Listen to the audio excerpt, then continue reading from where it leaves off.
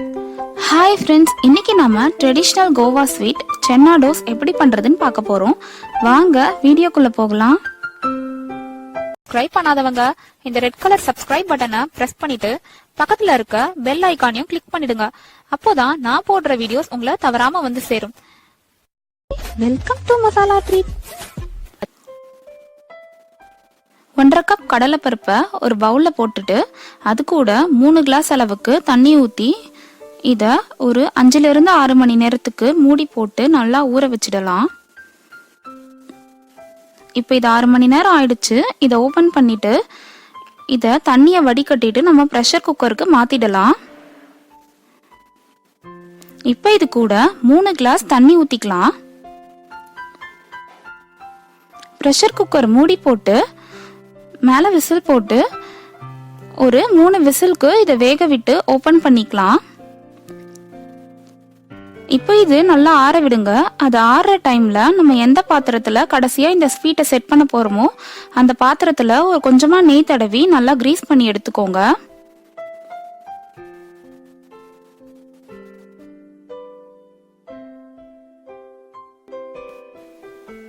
இப்போ நம்ம 3 கப் ஃப்ரெஷ்ஷான துருவன தேங்காவை மிக்ஸி ஜார்க்குள்ள போட்டு தேவைப்பட்டா கொஞ்சமா தண்ணி சேர்த்து இதை நல்லா ஸ்மூத்தா அரைச்சி எடுத்துக்கலாம். நீங்க ஃப்ரெஷ்ஷான தேங்காய்க்கு பதிலாக டெசிகேட்டட் கோகனட் கூட இந்த ரெசிபிக்கு யூஸ் பண்ணிக்கலாம். இப்போ நம்ம கடலைப்பருப்பு ஏற்கனவே வேக வச்சு ஆற வச்சதையும் ஸ்மூத்தா அரைச்சி எடுத்துக்கலாம்.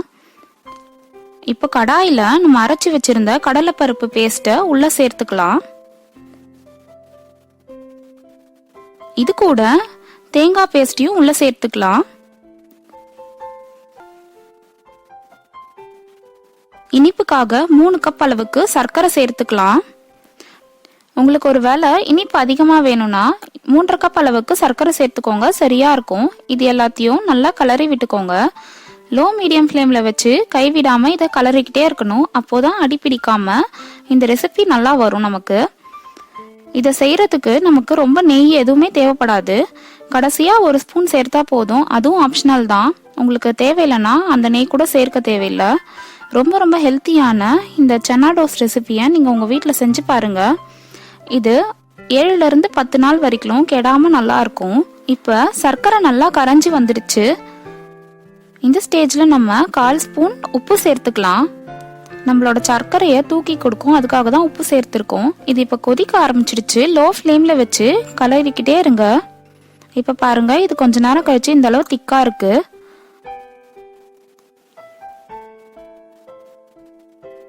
இப்ப இந்த மாதிரி திக்கானதும் இது கூட 1 ஸ்பூன் ஏலக்காய் பொடி சேர்த்துக்கலாம்.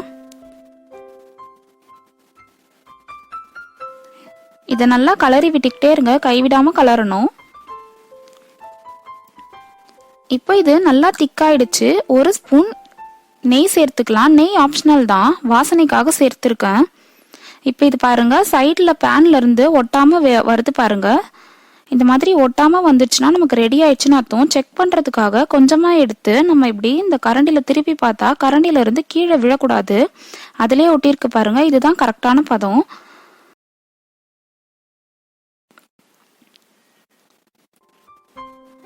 இப்ப நம்மளோட சன்னா டோஸ் ரெசிபி சூப்பரா தயாராயிடுச்சு. இத நம்ம ஏற்கனவே நெய் தடவி வச்சிருந்த பாத்திரத்துக்கு மாத்திடலாம்.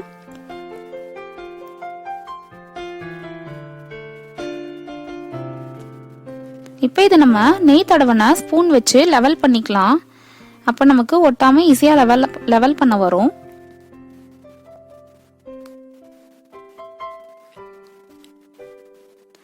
இது சூடா இருக்கும் போதே இந்த மாதிரி ஃபோக் ஸ்பூன் வச்சு டிசைன் போட்டுக்கோங்க. இது ஆப்ஷனல் தான், உங்களுக்கு வேண்டாம்னா இந்த ஸ்டெப்பை ஸ்கிப் பண்ணிடலாம். இப்போ இதை 8 to 12 மணி நேரத்துக்கு நல்லா ஆற விட்டுருங்க. இப்போ இது 12 மணி நேரம் ஆறிடுச்சு. இதை நம்ம தேவையான ஷேப்க்கு கட் பண்ணி எடுத்துக்கலாம்.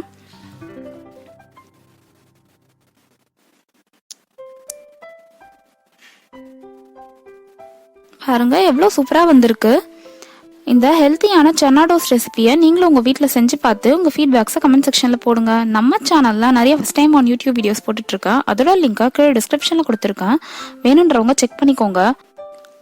வீடியோ பிடிச்சிருந்தா லைக் பண்ணுங்க, ஷேர் பண்ணுங்க. இது வரைக்கும் சேனலை சப்ஸ்கிரைப் பண்ணாதவங்க இப்ப சப்ஸ்கிரைப் பண்ணிட்டு மறக்காம பெல் பட்டனையும் கிளிக் பண்ணிடுங்க. தேங்க்ஸ் ஃபார் வாட்சிங். பாய்.